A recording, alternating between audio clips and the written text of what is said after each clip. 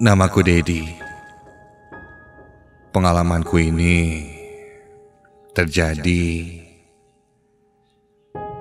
sebelum bulan Ramadan kemarin. Sore itu, aku diminta kakak iparku untuk menjemput adik dan ibunya yang akan menginap. Mereka sudah sampai di depan jalan besar, namun agak sedikit lupa menuju ke rumah kami. Jadi aku akan menjemput mereka. Memang sudah beberapa hari ini aku tidak keluar. Ditambah jalan menuju rumahku juga ditutup karena antisipasi wabah COVID-19. Membuatku harus berjalan kaki menuju ke jalan besar. Masker pun tak lupa aku pakai untuk berjaga-jaga. Aku menyusuri jalan sekitaran rumahku yang kini sepi karena semua orang mengkarantina dirinya di rumah masing-masing. Membuat rumah-rumah yang kulewati seperti rumah kosong, hening. Bahkan aku bisa mendengar suara langkah sendal jepitku itu. Sampai langkah kakiku terhenti ketika aku akan melewati satu sekolah menengah di dekat rumahku itu. Pikiranku langsung terbesit mengingat sekolah itu terkenal angker. Banyak cerita yang beredar, mulai dari sosok perempuan berbaju merah atau yang biasa disebut dengan si berem. Lalu pernah juga ada tukang bakso yang lewat sekolah itu dan melihat sosok pocong. Tidak hanya itu, pernah juga ada tukang tahu bulat yang mendengar orang yang ingin membeli dari sekolah itu memanggil-manggil, tapi tidak ada siapa-siapa. Sebenarnya aku pun pernah mengalami kejadian aneh ketika lewat sekolah itu saat aku duduk di kelas 2 SD. Ketika itu aku jatuh di depan sekolah itu. Dan ketika pulang, ada seperti luka goresan mengerak di leherku. Katanya sih, aku dipegang oleh salah satu makhluk di tempat itu. Aku pun diobati oleh uakku, karena kebetulan dia juga paham dengan hal-hal seperti itu. Kalau kata uak, jika sudah disentuh oleh makhluk halus hingga berbekas seperti itu, berarti aku sudah ditandai. Kalau bahasa Sundanya, dicirian. Namun seiring waktu berjalan, aku pun sudah tumbuh dewasa. Kejadian-kejadian aneh pun sudah tak terdengar lagi. Aku kadang lewat sekolah itu ketika pulang kerja, larut malam, dan tidak terjadi apa-apa. Sore itu, aku pun berjalan seperti biasa, melewati sekolah itu yang kulihat kosong karena mungkin sudah beberapa bulan tidak terpakai.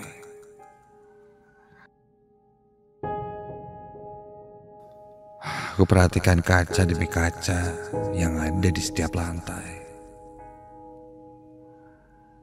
Tidak mengharapkan ada sesosok yang mengintip dari jendela itu. Hanya saja, aku bergidik ngeri ketika memikirkan sosok-sosok apa saja yang ada di sana.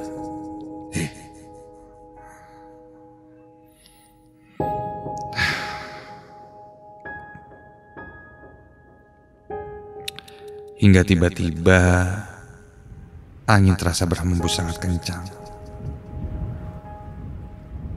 Mungkin wajar pikirku, karena saat itu sudah mau memasuki maghrib. Tak terasa, aku pun sampai di pinggir jalan besar. Kulihat ada ibu dan adik kakak iparku itu yang sudah menunggu. "Mak, maaf nunggu lama. Jalannya ditutup jadi harus agak sedikit muter. Ayo tuh, yuk, udah maghrib. Ayo, Mak." Begitu kataku sambil membawa barang bawaannya.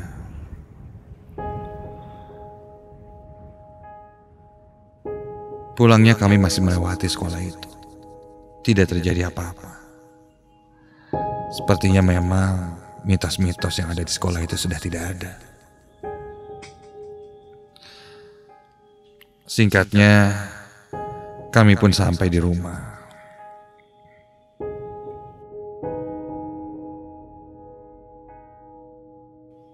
Begitu sampai, suasana riang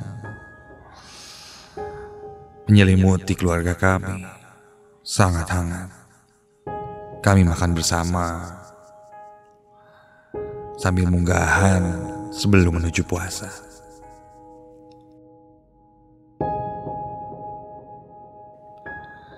Selama ibu kakak iparku dan adiknya menginap, mereka akan tidur di kamarku.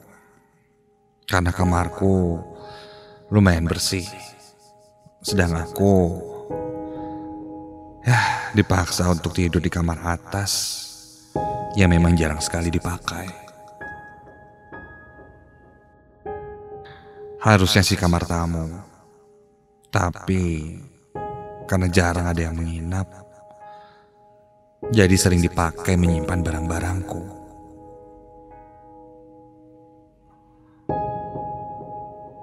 Ketika aku naik ke lantai 2 melewati tangga kayu,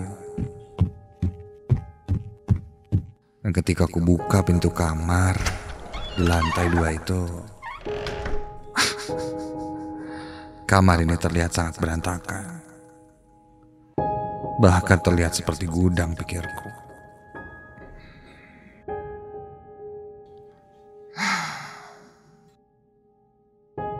Ya, banyak juga barang-barangku di sana. Ada gitar, buku-buku, sepatu, dan lainnya. Ya sudahlah, toh masih barang-barangku juga, pikirku. Aku pun membereskan kamar itu. Setelah agak rapi, aku membaringkan badanku lalu mencoba untuk tidur. Kamar ini tidak terlalu besar, dan plafon atasnya sangat pendek. Jika aku berdiri, mungkin hanya sekitar 1 meter, hingga aku bisa menyentuh langit-langit kamarku itu. Di lantai 2 ini selain kamar, ada ruang jemuran yang letaknya agak sedikit luar sebelah kanan kamar ini. Jadi jika ingin ke ruang jemuran, pasti akan melewati kamarku.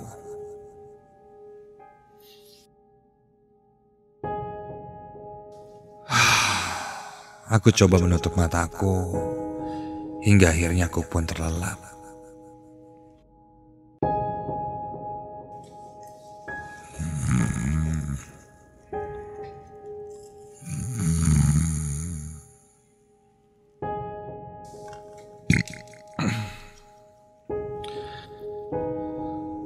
Entah berapa lama aku terlelap,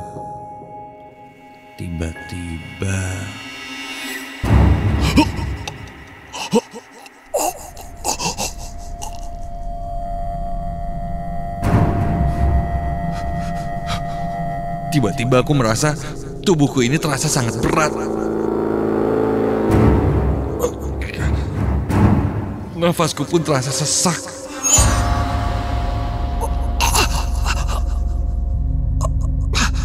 Aku coba untuk bangkit, namun malah membuatku semakin semakin sulit untuk bergerak dan sulit untuk bernafas.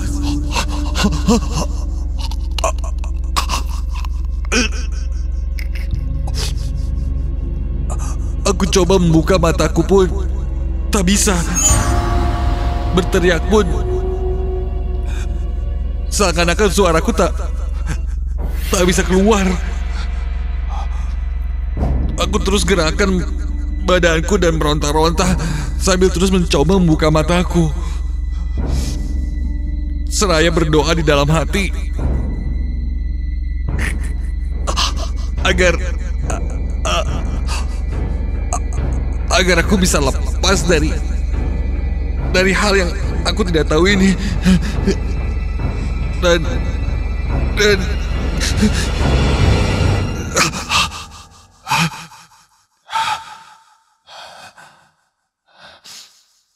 aku pun berhasil terbangun.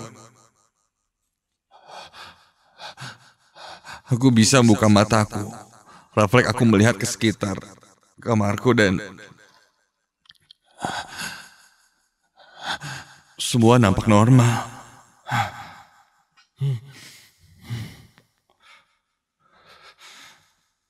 Namun badanku penuh dengan keringat. Aku mengusap wajahku dengan kedua tanganku. Mungkin aku hanya tidak terbiasa saja dengan kamar ini. Ditambah jarak kepalanya yang pendek, mungkin membuat kamar ini terasa pengap. Dan aku juga bisa rasakan sekarang kamarku ini terasa panas. Padahal ketika itu sudah malam, jam 1 pagi ketika aku lihat jam di handphoneku. Aku pun kembali berbaring dan menutup mataku, mencoba untuk tertidur lagi. Namun belum sampai aku terlelap, aku mendengar sesuatu. Mataku masih tertutup ketika aku mendengar ada suara langkah kaki yang menaiki tangga kayu. Iya, suaranya seperti ada yang naik menuju ke lantai 2.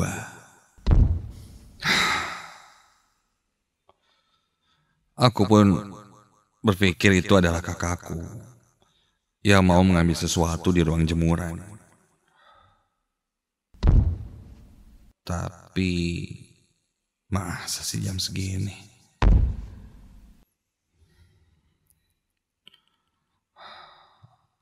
Langkah kaki itu terdengar semakin mendekat. Suaranya agak sedikit janggal. Sebenarnya tidak terdengar seperti langkah kaki.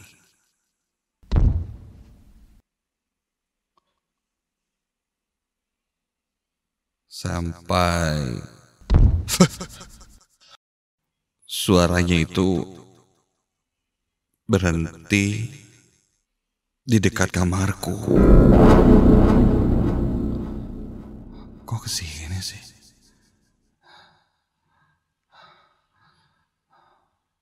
Aku masih menutup mataku.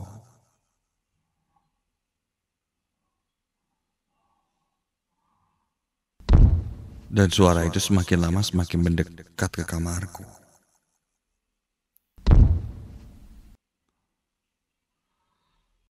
Tidak kudengar suara pintu terbuka.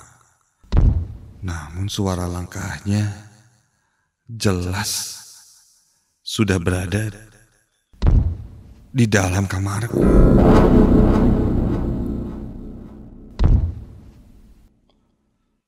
Penasaran, perlahan aku buka mataku dan astaga, terlihat jelas satu sosok yang terbalut kain putih lusuh.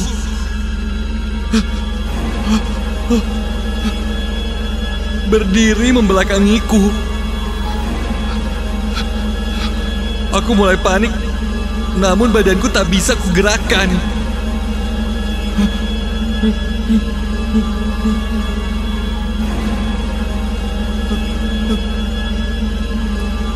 Hingga aku mulai menyadari sosok yang terbalut kain putih lusuh itu membentuk menyerupai pocong. Dan sosok itu pun perlahan menoleh ke arahku.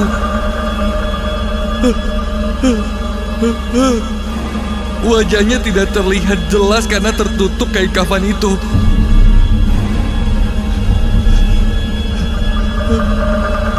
Perlahan sosok itu mulai membukukan badannya dan berada tepat di atasku. Hingga dia mulai membaringkan badannya tepat di atasku dan menindihku.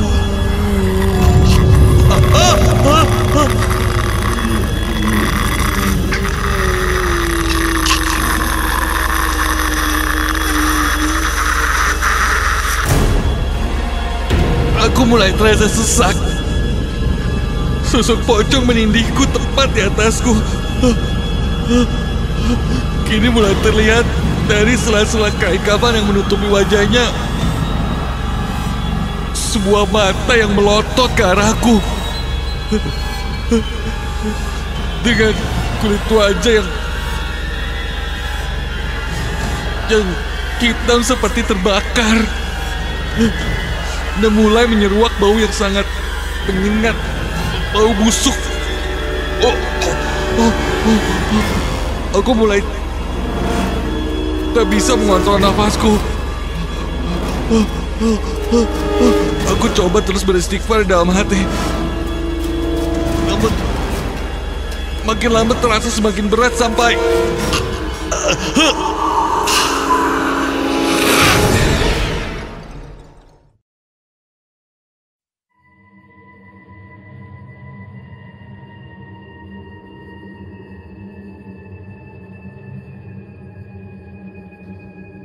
aku pun tak sadarkan diri. Ketika aku terbangun, aku sudah berada di lantai bawah, di tengah rumah sambil dikelilingi keluargaku. Katanya aku berteriak seperti orang kesurupan. Hingga kakak iparku memanggil Ua dan coba untuk mencari tahu kenapa.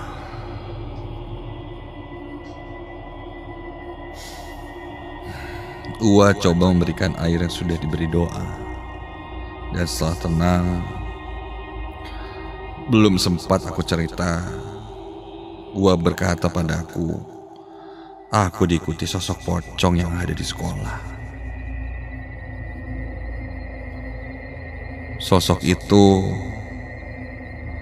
adalah sosok yang pernah menandaiku dulu. Jadi ketika aku lewat lagi ke sana dan momennya sangat pas, maka sosok itu ikut denganku lagi.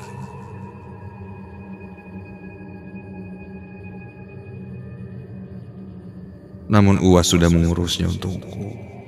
Kini aku mulai tenang dan sosok itu tidak akan lagi kembali lagi, katanya. Ternyata meskipun sudah bertahun-tahun lamanya, mereka masih tetap ada di sana. Kapanpun, di setiap waktunya, hanya tinggal menunggu kita lengah, dan akhirnya mereka coba berinteraksi dengan kita.